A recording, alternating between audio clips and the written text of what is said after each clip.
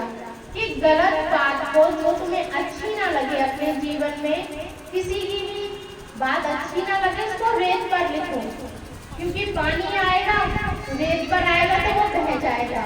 और जो भी जीवन की अच्छी बातें हो उसको पत्थर पे लिखो, कि कितनी भी आंधी तूफान आए, जो अच्छी बातें हैं वो कभी ना मिटे। हम एक बात को गांठ बनाते हैं तो वो हमारे घर चुभती है।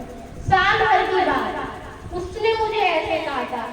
अभी मुझे परसों जो मैंने खाना बनाया था उसका आप सभी को याद नहीं होगा कि 1 महीने पहले किस तारीख को मैंने क्या बनाया था। अगर मैं आप सभी से पूछूं, पुरुष से पूछूं, स्त्री से पूछूं कि 30 तारीख को आपने क्या बनाया था और आपने क्या खाया था, तो ना तो बनाने वाले को याद होगा ना खाने वाले का याद होगा। मगर 10 साल पहले उसने मुझे उसकी शादी में नहीं बुलाया था। 10 साल पहले की बात तो लिख ली। कहाँ लिख ली? उसको हमने यहाँ लिख ली। इसने मेरे साथ ऐसे कहा था, सास ने मुझसे ऐसे कहा था, मेरे भाई ने मुझसे ऐसे कहा था। 10 साल पहले की बात आपने लिख ली, मगर जो कल की बात है वो आपको याद नहीं है, क्योंकि आपने यहाँ नहीं लिखी उसको। गलत बातों को हम यहाँ लिखते हैं, अच्छी बातों को यहाँ से सुनते हैं और यहाँ से थोड़ी देर में बाहर। ऐसा क्यों? तो जो भी बुरी बातें हो, जैसे 30 तारीख का खाना ना तो बनाने वाले को याद है और ना खाने वाले को याद है, मगर 1 साल और 10 साल पहले वाली बातें, सास की, बहू की, भाई की, पड़ोसी की। अब मैं इसकी शादी में नहीं बैठूंगा, इसने मुझसे ऐसे कहा था। अरे उन बातों को भूल जाओ, यही तो सत्संग है कि गांठ मत बांधो, गांठों को खोल दो। टाइट कपड़े पहनते तो हमेशा चुभते हैं और ढीले पहने तो कितना आराम मिलता है। तो अपने जीवन में उस आराम को आने दो, आराम के वो सुख को आने दो।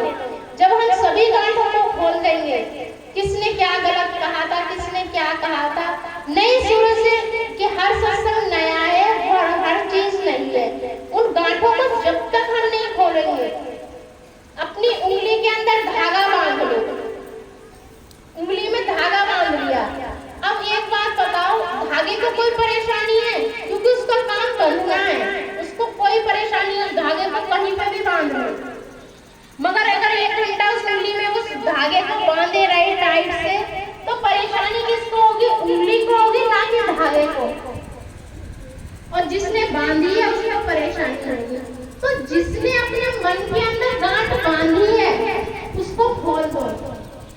अगर वो गांठ बंधी रह गई और हम मर गए, गांठ तो हमने बांध ली है मगर हम मर गए, फिर उस गांठ को, वो बंधी गांठ फिर से आएगी। कैसे? हम आए हैं, जन्म लिया है, बच्चे के लिए हमने बहुत कुछ अच्छा सोचा, इसके लिए हमने बहुत कुछ अच्छा करा। ये हमें दुख क्यों दे रहा है? क्यों दुख दे रहा है? क्योंकि वो गांठ बांध के हम ले गए थे। अब वो किस रूप में चुका रहे हैं? हम बेटा बन के आ गए, अभी हम दोस्त के रूप में, पड़ोसी के रूप में, गुरु के रूप में, शिष्य के रूप में हमने गांठ बांधी। गुरु की कोई बात अच्छी नहीं लगी, हमने बांध ली। गुरु भी खत्म हो गया, शिष्य भी खत्म हो गया, गुरु तो चला गया अपने धाम में, क्योंकि परमात्मा की प्राप्ति थी। अगर नाम वहां से ऑर्डर आया कि नहीं भाई तुमने तो प्राप्ति अभी कम रह गई है, दोबारा से जन्म लेना पड़ेगा, तो गुरु भी वापस आ गया, चेला भी वापस आ गया।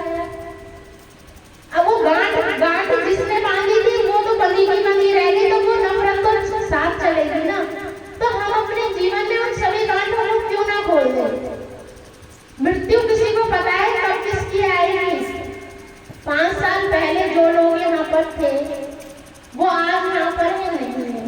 किसी के समय का कुछ नहीं पता। आज बच्चा यहाँ पर खेल रहा है, कल किसी का बच्चा खेलेगा, पति है, पत्नी है, जो भी है। मृत्यु सत्य है, मृत्यु सभी की होनी है। इस संसार में जो आया है उसकी मृत्यु होनी है। तो जब मृत्यु सभी की होनी है तो उस सत्य को भी हम जान लें कि उस गांठ को हम लेकर जाएंगे कि उस गांठ को यहीं छोड़ जाएंगे, क्योंकि वो बंधी गांठ किसी भी रिश्ते के रूप में फिर हमें खोलने के लिए आना पड़ेगा और उस गांठ को हम ही खोलेंगे, क्योंकि वो बांधा हम ही ने है। जो बांधता है उसी को खोलना पड़ता है। तो उस गांठों को सत्संग के माध्यम से हम समझें, परमात्मा की असीम कृपा हमारे सत्संग का लाभ हमें मिल रहा है, तो हम अपने जीवन की सभी गांठों को क्यों ना खोल दें। जैसे हमें कल के भोजन का, परसों के भोजन का, तरसों के भोजन का याद नहीं है, ऐसे हम 10 साल और 2 साल और 1 साल वाली बातों को सबको भूल जाओ, किसने क्या कहा, और नए शुरू से परमात्मा के सत्संग में आओ, परमात्मा का लाभ उठाओ। जिस भी रिश्ते में हमसे जिसने भी जो भी कहा है सबको भूल जाओ। और जब कहते हैं कि वो गांठ रहती है तो वो हर जगह अटकती है। जब हम भजन करेंगे तो वो गांठ सबसे पहले आएगी, इसलिए उस गांठ को भूल जाओ। जैसे एक गांठ मुझे भी अभी याद आ रही है कि इसी महीने में एक सांप यहाँ पर आया।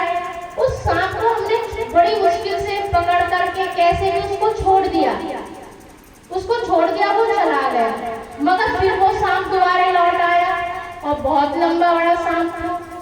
आया, इसको फिर पकड़ा कि कहते हैं हम जीव हैं, सबको डर लगता है। बहुत कोशिश करी उसको ना मारे और बहुत रोए भी, मैं स्वयं अपना बता रही हूँ कि रोए भी, मगर किसी कारणवश उसकी मृत्यु हो गई। उसको मार दिया, मगर वो मर तो गया, कर्म तो बना, देखने वाले का बना, मारने वाले का बना, जिसके घर में मरा, जिसके आश्रम में बना। कर्म, प्रारब्ध किसी का सगा नहीं है, कर्म किसी का नहीं है, जिसके हाथों हुआ उसके लिए कर्म है।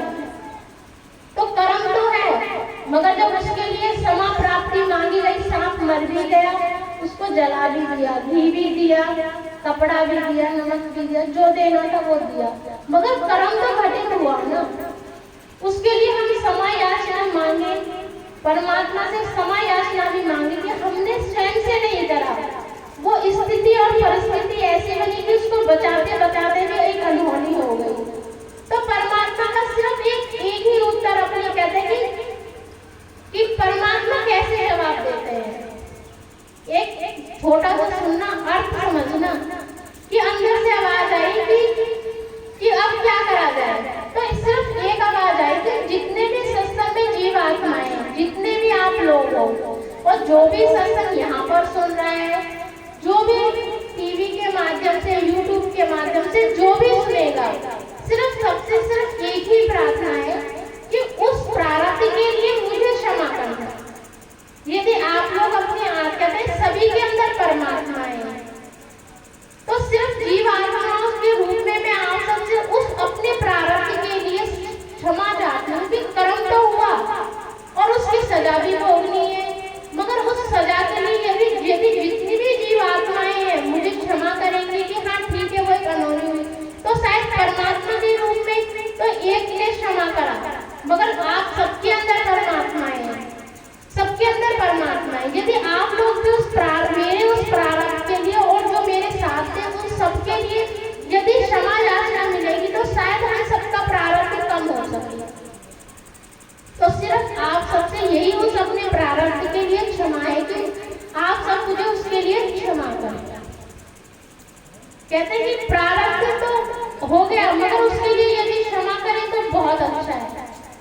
तो सत्संग अब यहीं पर समाप्त होता है और अगला सत्संग 31 जुलाई का है। सभी लोग यहाँ पर आए जिसकी भी इच्छा हो।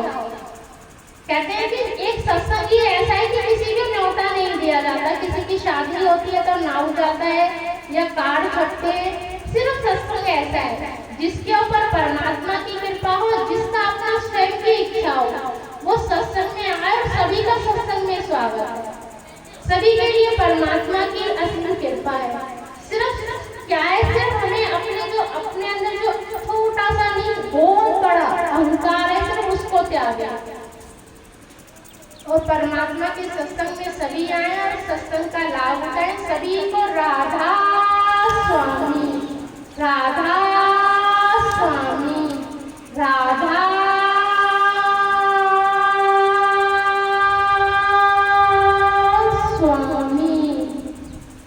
सभी लोग आराम से बैठ करके भंडारा खाएं। जितने भी सेवादार हैं सभी सत्संग की व्यवस्था करें। सभी यहाँ पे आराम से बैठकर भंडारा खाएं। राधा स्वामी।